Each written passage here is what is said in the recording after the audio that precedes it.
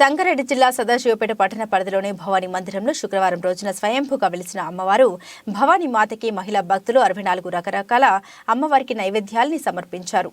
భక్తి శ్రద్ధలతో భజన కార్యక్రమాలు, పూజా కార్యక్రమాలు నిర్వహించారు. భవానీ మాత మందిరం సభ్యులు మరియు భక్తులు ఈ కార్యక్రమంలో ప్రధాన పూజారి రవీంద్రనాథ్ దంపతులు కవిత రవీంద్రనాథ్ ప్రత్యేకంగా పూజలు భక్తులతో చేయించి అమ్మవారి కృపను ఎలా పొందాలి, భవానీ మాతకు ఎలా పూజలు నిర్వహించాలి అనే ప్రధాన పూజారి అయిన రవీంద్రనాథ్ కవితకలతో భక్తులకు అనేక సూక్తులు సూచించి భక్తి మార్గమే దైవ మార్గమని దినదిన అభివృద్ధి చెందుతున్న సదాశివపేట పట్టణంలోని ప్రసిద్ధిగాంచిన భవానీమాత మందిరానికి విశిష్టత ఎంతో ఉందని ఆమె తెలిపారు. స్వయంభుగా వెలిసిన అమ్మవారు ప్రతిరోజు దర్శించడం వల్ల ప్రతి కుటుంబంలో సుఖ సంతోషాలు వెదజల్లుతాయని, ఆనందంగా గడుపుతారని, అమ్మవారి దర్శనం మరియు ధర్మం ప్రకారం నడవాలని కవితక్క సూచించారు. ఈ కార్యక్రమంలో మహిళా భక్తులు అనేక మంది పాల్గొని 64 రకాల వంటకాలను అమ్మవారికి నైవేద్యంగా సమర్పించారు. అఖండ జ్యోతి హారతి ఇచ్చి తీర్థ ప్రసాదాలు తీసుకున్నారు భక్తులు.